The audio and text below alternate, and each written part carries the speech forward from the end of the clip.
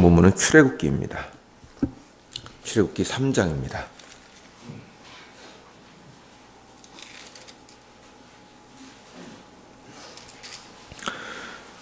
출애굽기 3장 1절부터 8절까지를 보시겠습니다.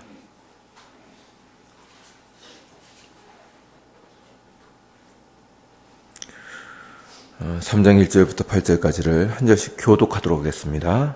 제가 먼저 읽겠습니다.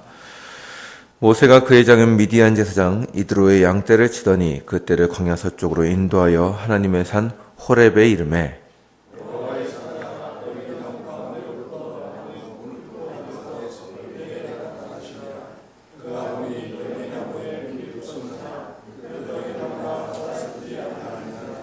이에 모세가 이르되 내가 돌이켜 가서 이 큰 광경을 보리라. 떨기나무가 어찌하여 타지 아니하는고 하니 그때에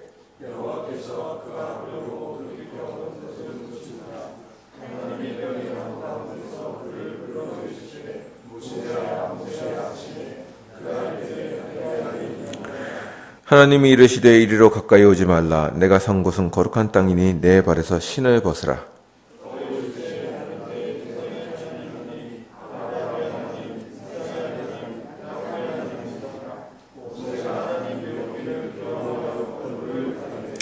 여호와께서 이르시되 내가 애굽에 있는 내 백성의 고통을 분명히 보고 그들이 그들의 감독자로 말미암아 부르짖음을 듣고 그 근심을 알고 내가 내려가서 그들을 애굽인의 손에서 건져내고 그들을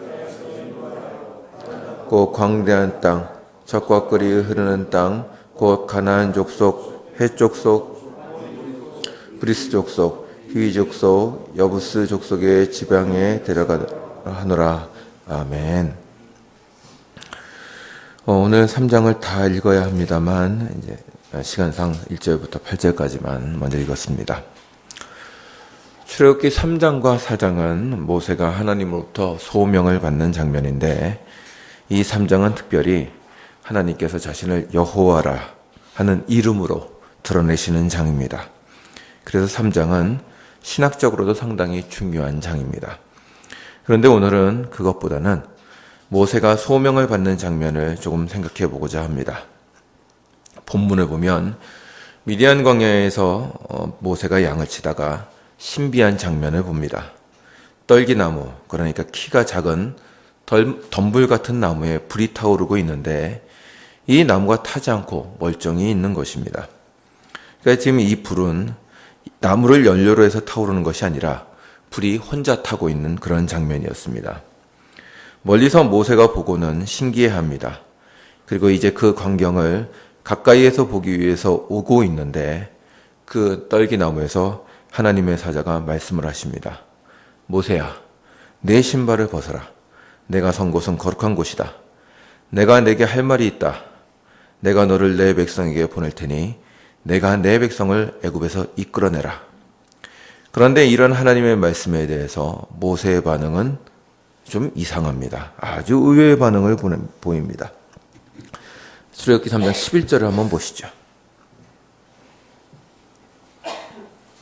출애굽기 3장 11절을 다 같이 읽겠습니다. 시작. 모세가 하나님께 이르되 내가 누구기에 바로에를 가며 이스라엘 자손을 애굽에서 인도하여 내리이까. 아멘. 모세는 이렇게 얘기합니다. 하나님, 저는 못할 것 같으니 다른 사람을 보내십시오. 이것이 출애굽기 3장과 4장 사이에 있는 계속적인 하나님과 모세 사이의 말씨름이었습니다. 근데 여기서 잠깐 어제 봤던 출애굽기 2장 말씀을 생각해 봐야 합니다. 모세는 하나님의 은혜로 애굽의 공주의 양자로 들어갑니다. 거기서 그는 왕족이 받았던 특별한 교육을 받았습니다. 그래서 사도행전 7장 22절에 보시면 스데반 집사님은 모세의 말과 행위가 모두 능했다고 말합니다. 그것뿐만 아니라 어제 말씀드린 대로 그는 신앙도 좋았습니다. 그리스도를 위하여, 교회를 위하여 자기의 모든 이권과 누리고 있는 것을 포기할 수 있는 마음도 있었습니다. 그래서 준비를 하던 중 기회가 왔고 과감하게 일을 저질렀습니다.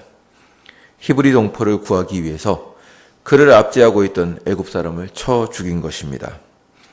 이 일을 통해서 모세는 자기 민족들이 하나님의 구원을 깨닫고 함께 일어서 주기를 기대했던 것 같습니다.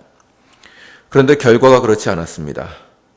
하나님의 인정도 받지 못했고 백성들의 지지도 받지 못했습니다. 결국 바로에게 쫓겨 도망자의 신세가 되었습니다. 그리고 미디안 광야로 도망친 것입니다. 출애굽기 2장 15절부터 22절을 보면 도망가서 우상을 섬기던 제사장의 사위가 되었습니다. 그리고 거기서의 삶은 상당히 고단했던 것으로 보입니다. 그는 자신의 아들의 이름을 게르솜이라고 짓습니다. 그 뜻은 내가 타국에서 객이 되었다 라는 뜻입니다. 여러분, 이 이름을 들을 때 상당히 어떤 그 고나담이 느껴지지 않습니까? 그리고 이 사건이 일어난 후 40년 후의 일입니다. 40년 후에 하나님은 모세를 부르신 것입니다. 참 이상합니다. 모세가 젊었을 때, 한참 힘이 넘치고 지식이 넘치고 의욕이 넘칠 때 하나님은 모세의 거사를 허락하지 않습니다. 그는 젊은 시절 객기를 부린 것이 아니라 신앙적 결단을 한 것이었습니다. 그러나 하나님은 그 일을 받지 않으셨습니다. 그리고 이제 40년 아무것도 할 수 없을 것처럼 보일 때 다시 오신 것입니다. 모세도 자신이 아무것도 할 수 없다고 생각한 것 같습니다. 모세는 하나님이 오셔서 야, 내가 내 백성을 좀 이끌어내야겠다 하시니까 할렐루야, 내가 이 날이 오기를 40년부터 기다리고 있었습니다. 말씀만 하십시오. 이러지 않았습니다. 여러분이 잘 아시는 것처럼 출애굽기 3장과 4장을 보면 하나님은 가라고 하시고 모세는 전 못 가겠습니다. 이런 말씀이 계속됩니다. 이 상황 자체를 보는 우리도 이해하기가 힘듭니다. 힘 좋아서 열정 넘쳐서 주여 나를 보내소서 이럴 때는 안 돼 이러시더니 저 이제 못해요 이러니까 온갖 것을 다 들려서 기어이 보내신다는 말입니다. 이게 참 우리를 헷갈리게 합니다. 여기에 대해서 우리가 생각해 봐야 할 것이 있습니다. 출애굽기 3장 4절부터 8절을 다시 한번 읽어보겠습니다. 출애굽기 3장 4절부터 8절을 제가 한번 읽겠습니다. 보십시오. 여호와께서 그가 보려고 돌이켜 오는 것을 보신지라 하나님이 떨기나무 가운데서 그를 불러 이르시되 모세야 모세야 하시매 그가 이르되 내가 여기 있나이다. 하나님이 이르시되 이를 가까이 오지 말라. 내가 선 곳은 거룩한 땅이니 내 발에서 신을 벗으라. 또 이르시되 나는 내 조상의 하나님이니 아브라함의 하나님, 이삭의 하나님, 야곱의 하나님이니라. 모세가 하나님 배웠기를 두려워하여 얼굴을 가리매 여호와께서 이르시되 내가 애굽에 있는 내 백성의 고통을 분명히 보고 그들이 그들의 감독자로 말미암아 부르짖음을 듣고 그 근심을 알고 내가 내려가서 그들을 애굽인의 손에서 건져내고 그들을 그 땅에서 인도하여 아름답고 광대한 땅, 젖과 꿀이 흐르는 땅, 곧 가나안 족속, 헷 족속, 아므리 족속, 브리스 족속, 히위 족속, 여부스 족속의 지방에 데려가려 하노라. 아멘. 하나님께서 모세를 처음 부르시고 자신을 소개하십니다. 근데 자신을 어떤 하나님으로 소개하시느냐 하면 6절에 보면 아브라함의 하나님, 이삭의 하나님, 야곱의 하나님이라고 표현하십니다. 이 조상의 하나님이라고 자신을 표현하시는 하나님의 말씀에는 많은 내용들이 담겨 있습니다. 모세가 신앙의 열정을 내서 일사각오를 하고 죽으면 죽으리라는 심정으로 거사를 했습니다. 그러나 실패했습니다. 그리고 그는 미디안 제사장의 사위가 됩니다. 사위가 돼서 뭐 특별한 것을 했다는 기록이 없습니다. 그냥 양 치는 일을 한 것입니다. 그렇게 양을 치는 40년 동안 모세가 도대체 무슨 생각을 했을까요? 아마도 고민도 하고 눈물도 흘리고 기도도 하고 분에 못 이겨 소리도 지르고 그랬을 것입니다. 무려 40년입니다. 그렇게 40년을 고민하다가 체념을 하고 포기를 하고 드디어 모든 것을 잊고 그 생활에 젖는 것입니다. 내 백성의 독립은 무슨, 내가 뭘 할 줄 안다고, 한때 내가 미친 짓 했지. 아마 이랬을 것입니다. 모든 소망이 사라지고 더 이상 내가 할 수 있는 것은 없다고 포기했을 때 하나님이 오신 것입니다. 그리고 이렇게 얘기하십니다. 나는 아브라함의 하나님, 이삭의 하나님, 야곱의 하나님이다. 이게 무슨 뜻입니까? 나는 그들에게 언약을 준 약속의 하나님이다. 그들의 자손들로 하여금 거룩한 나라를 세우겠다고 한 약속을 한 그 하나님이다. 이것입니다. 여기서 가르쳐 주시는 것이 무엇입니까? 하나님은 한 번도 아브라함과 이삭과 야곱에게 하신 약속을 잊으신 적이 없다는 것입니다. 내 백성을 애굽으로부터 해방시켜서 그분의 거룩한 나라를 세우시겠다는 그 약속은 잊혀지지 않았고 실패로 돌아간 것도 아니고 연기된 것도 아니라는 말입니다. 그러면 왜 하나님은 모세를 40년 동안 홀로 두셨는가? 하나님께서 모세를 40년 동안 광야에 두시면서 그를 그토록 힘들게 하시고 번민하게 하시고 고통스럽게 하신 이유는 단순히 그가 마음에 안 들어서가 아니라 그가 하나님의 사람으로서 그 백성의 지도자로서 더 갖추어야 할 것이 있다는 것입니다. 그게 뭘까요? 우리는 신앙의 위인들을 보면서 감탄을 합니다. 그들이 이룬 업적, 그들이 한 감탄할 만한 열정과 경건에 우리는 놀랍니다. 그러나 모세의 사건을 통해서 하나님께서 우리에게 보여주시는 것은 그러한 일이 하나님의 일을 이루는 것이 아니라는 사실입니다. 하나님께서 원하시는 모세, 그 민족의 지도자라는 것은 지식과 능력이 충만하고 용기가 충만한 사람이 아닙니다. 그리고 하나님의 일은 그렇게 인간의 지식이나 능력, 그 어떤 열심에 의해서 이루어지는 것이 아닙니다. 그렇기 때문에 하나님은 그 모세의 능력과 열심과 열정이 다 소모될 때까지 기다리십니다. 그리고 모든 소망을 잃어버리고 더 이상 나는 아무것도 아니다라고 생각할 때 비로소 다시 오신 것입니다. 이것을 설명해 주는 구절이 있습니다. 한번 보시죠. 빌립보서 2장 5절로 가시겠습니다.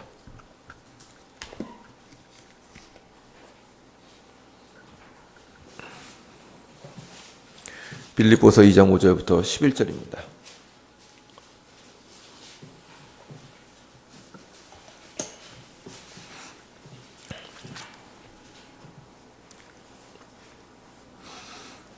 신약성경 319면입니다. 빌립보서 2장 5절부터 11절을 한 절씩 교독하도록 하겠습니다. 5절입니다. 너희만의 이 마음을 품으라. 곧 그리스도 예수의 마음이니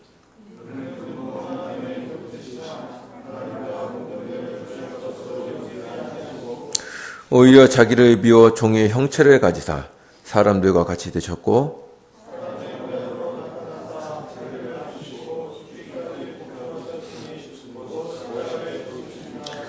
이러므로 하나님이 그를 지극히 높여 모든 이름 위에 뛰어난 이름을 주사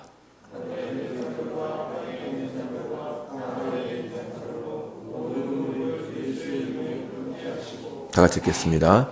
모든 입으로 예수 그리스도를 주라 시인하여 하나님 아버지께 영광을 돌리게 하셨느니라. 아멘. 바울 선생님이 빌립보에 있는 성도들에게 권면을 하시는 것입니다. 너희 모두가 이 마음을 품어라. 성도가 가져야 할 마음이다. 그것이 무엇인지 7절과 8절에 설명되어 있습니다. 세 가지 표현이 나와 있습니다. 자기를 비워, 자기를 낮추어서 하나님의 뜻에 복종하셨다는 것입니다. 그러니까 그리스도께서 성도에게 본으로 보이신 것이 무엇인가 하면 자기의 것을 주장하지 않으시고 아버지 앞에서 스스로를 낮추어서 그 뜻에 복종하셨다 하는 것입니다. 이것이 그리스도께서 이루신 가장 큰 일이고 성도가 따라야 할 모습이라는 것입니다.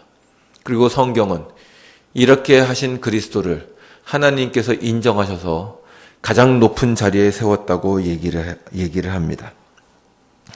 그러나 우리에게는 이것이 쉽지 않습니다. 우리는 다 본성적으로 교만하기 때문입니다. 우리는 다 내 자신이 쓸만하다고 생각합니다. 그러나 내가 힘이 있고 능력이 있어서 하나님의 일을 할 수 있다고 생각합니다. 그러나 그것은 아무것도 만들어내지 못합니다. 기껏해야 싸움과 분열 그리고 교만만을 만들어낼 뿐입니다. 한국교회가 그런 것들을 많이 보여주었습니다. 사람의 열정과 열심으로 교회를 부흥시켰다고 생각했는데 그것이 지금에서야 만들어낸 결과물들은 참담하기가 이를 데 없습니다. 그렇기 때문에 하나님은 고통의 긴 시간을 주십니다. 오랜 시간을 걸쳐서 힘들어하고 고통스러워하고 억울해하고 하나님 이러실 수 있습니까? 라고 절규하는 시간을 주십니다. 이래야 겨우 자신의 한계를 깨닫고 하나님의 뜻을 받아들이고 그분의 뜻 안에서 즐거워하는 사람이 될 수 있습니다. 우리 모두는 다 모세와 같습니다. 우린 다 자기 잘난 맛에 삽니다. 내가 교회에 가줘야 교회 일이 좀 제대로 돌아가고 내 아이디어와 계획대로 되면 안 될 일이 없어 보입니다. 그러나 시간이 지나고 모세와 같은 좌절의 시간을 지내면 우리가 깨닫는 것이 있습니다.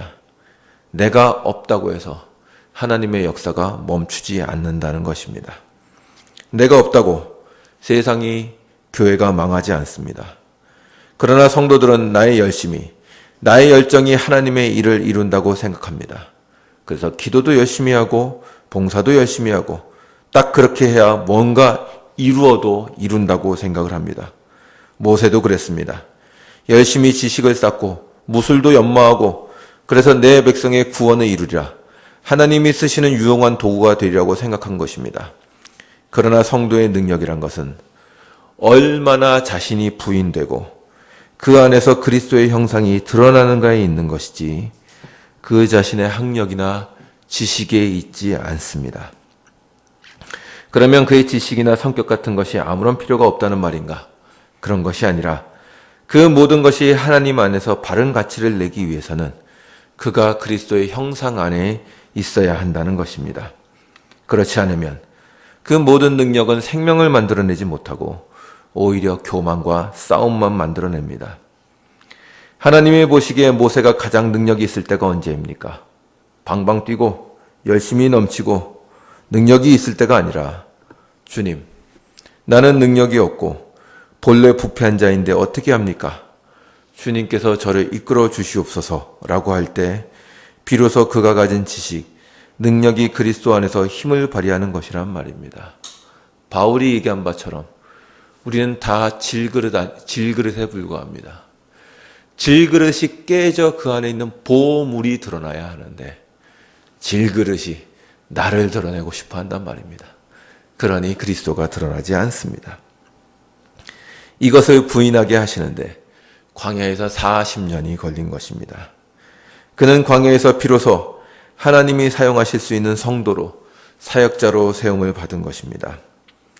우리는 능력과 힘으로 하나님의 일을 이룬다고 생각합니다. 그러나 그렇지 않습니다. 우리의 싸움은 얼마나 하나님의 뜻과 그리스도의 은혜로 우리를 채우는가에 달려 있습니다. 그러므로 똑똑한 능력자보다 겸손하게 은혜를 드러내는 사람에게서 우리는 더 그리스도의 모습을 발견하며 더 큰 위로를 받습니다. 제가 설교를 하면서 깨달은 것이 그것입니다. 설교를 하면서 우리 부부가 부부싸움을 한 얘기를 하면 성도들이 너무 좋아합니다. 은혜 받았다고 합니다. 이유를 모르겠습니다. 그러나 우리는 다 압니다. 그렇게 얘기하는, 고백하는 그 모습이 우리도 은혜로 살고 있습니다를 고백하기 때문에 성도들이 거기에 동의할 수 있는 것입니다. 우린 다 은혜로 삽니다. 내가 잘나서 뭘 하거나 내가 잘나서 무엇을 이루고 있지 않습니다. 그러나 우리는 그래야 하나님이 나를 통하여 영광 받으신다고 생각하여 나 자신을 치장합니다. 그러니 하나님의 은혜가 드러나지가 않죠. 성도들은 다 압니다. 거룩한 것 같은데 인간의 냄새만 납니다. 마치 바리새인과 같습니다. 훌륭한 것 같은데 하나님의 은혜가 나타나지 않습니다. 모세의 모세됨은 광야에서 이루어졌습니다. 고민하고 통곡하고 고통스러워하는 그때가 하나님의 일꾼 모세가 세워지는 시기였습니다. 그로 인해서 모세는 하나님의 은혜를 드러내는 사람, 모든 사람보다 온유가 승한 사람이 되었습니다. 하나님은 우리의 능력을 필요하지 않으십니다. 단 자신을 부정하고 그리스도를 따라서 묵묵히 십자가를 질 사람을 필요로 하십니다. 여러분은 어떤 삶을 걸으시겠습니까? 나를 드러내고 그리스도가 가리워지는 사람입니까? 아니면 그리스도가 드러나기에 내 자신이 가리워지는 사람입니까? 기도하겠습니다.